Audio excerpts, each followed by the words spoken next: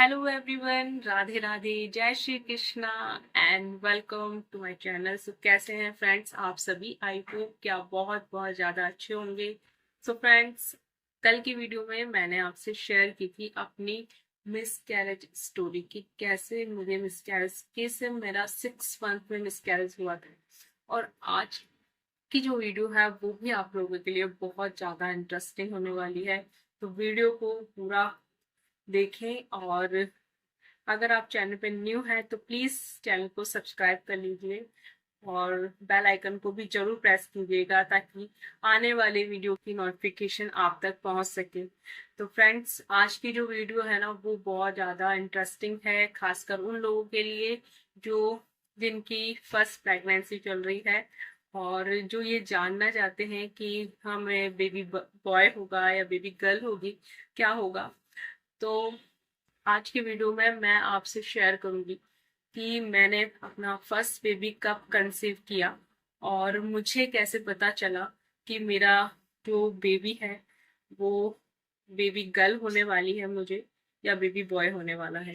कल की वीडियो में मैंने आपसे शेयर की थी अपनी मिसकैरेज स्टोरी, 6 मंथ में मेरा किस तरह से मिसकैरेज हुआ था और मुझे बेबी गर्ल हुई थी। और सेकंड टाइम जब मैंने कंसीव किया तो मुझे कैसे पता चला कि इस बार भी मुझे बेबी गर्ल ही होने वाली है। सिस्टम मुझे फर्स्ट प्रेगनेंसी में दिखे थे, वही सिस्टम, सारे सिस्टम्स मुझे सेकंड प्रेगनेंसी में भी दिखाई दिए।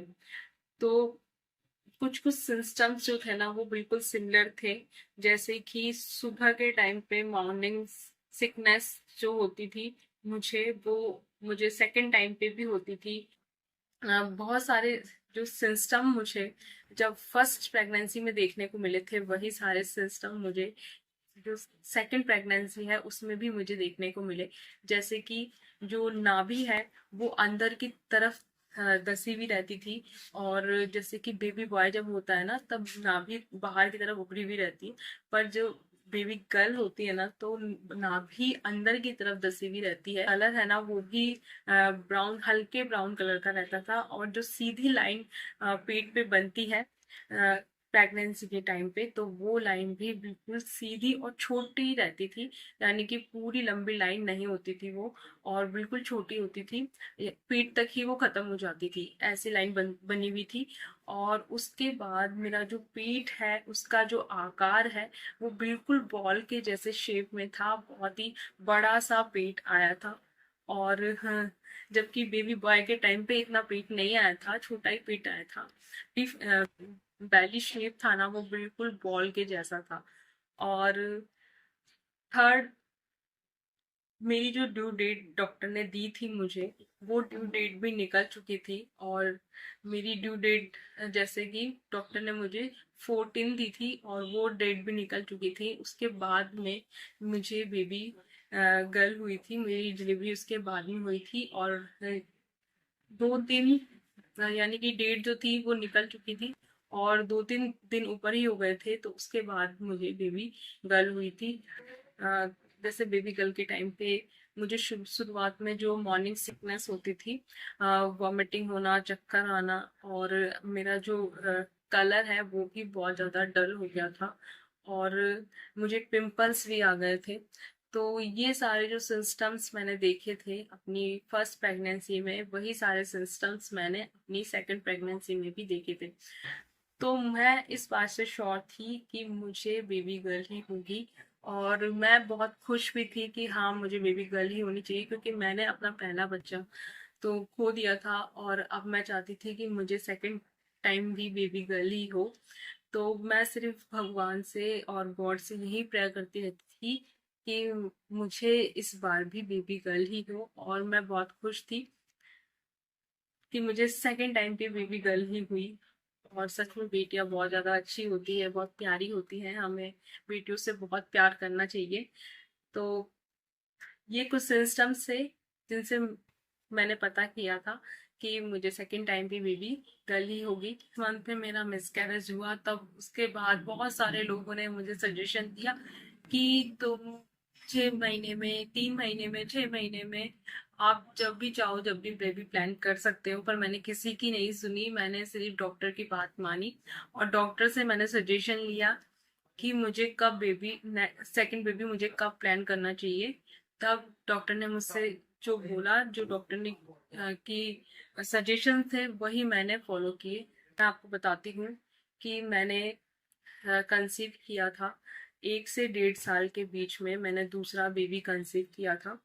क्योंकि जब मेरा फर्स्ट मिसकैरेज हुआ था और मेरी फर्स्ट 6 मंथ में मेरी जब डिलीवरी हो गई थी, तो मैंने डॉक्टर से उसी समय पूछ लिया था कि मैं सेकंड बेबी कब प्लान कर सकती हूँ। तो डॉक्टर ने मुझे बोला था कि आप सेकंड बेबी 1 से 1.5 साल के बीच में ही आप प्लान कीजिएगा, क्योंकि आपकी बॉडी को रिकवर होने में अभी टाइम लगेगा। डिलीवरी है ना, वो बिल्कुल 9 महीने की डिलीवरी की तरह ही हुई थी और वही उसी प्रोसेस के साथ हुई थी। तो बहुत ज़्यादा केयर की मुझे ज़रूरत थी और 1 से 1.5 साल का टाइम तो मुझे चाहिए चाहिए था अपनी बॉडी को रिकवर करने के लिए। तो 1 से 1.5 साल का टाइम मुझे लगा था दूसरा बेबी कंसीव करने के लिए। और डॉक्टर्स भी यही कहते हैं कि आपको कम से कम साल या 1.5, अगर आपके साथ कुछ ऐसी घटना हो जाती है, अगर आपके साथ कुछ ऐसा इंसिडेंट हो जाता है, तो आप कम से कम 1 से 1.5 साल का टाइम जरूर लेना। आपको 1 से 1.5 साल का टाइम जरूर लेना चाहिए, ताकि आपकी बॉडी जो है वो बिल्कुल रिकवर हो जाए और उस अगली प्रेगनेंसी के लिए आप रेडी हो सको। तो मैंने भी 1 से 1.5 साल का टाइम लिया था और उस बीच में मैंने बहुत अपना ख्याल भी रखा था और बहुत सारी चीज़ों का मैंने ध्यान रखा था, अपने खाने पीने से लेकर और बहुत सारी चीज़ों का। तो डिलीवरी के बाद तो वैसे भी हमें बहुत सारी चीज़ों का ध्यान रखना ही चाहिए, जो कि अच्छा होता है हमारे शरीर के लिए। हरी सब्जियां खानी चाहिए, दालें वगैरह ये सब हमें खानी चाहिए। प्रोटीन्स ज़्यादा से ज़्यादा, सप्लीमेंट जितना ज़्यादा आप ले सकते हैं उतना ज़्यादा लीजिए।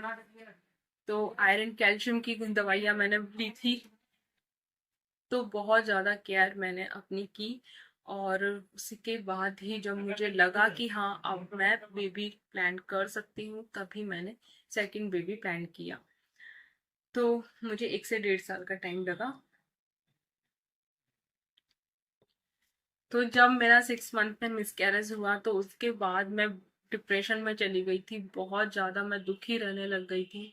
और मेरी जगह और कोई होता तो वो भी इसी तरीके से रिएक्ट करता, क्योंकि इतना बड़ा इंसिडेंट जब आपके साथ हो जाता है ना, तो आपको बहुत ज़्यादा मुश्किल होता है उन चीज़ों को भुला पाना।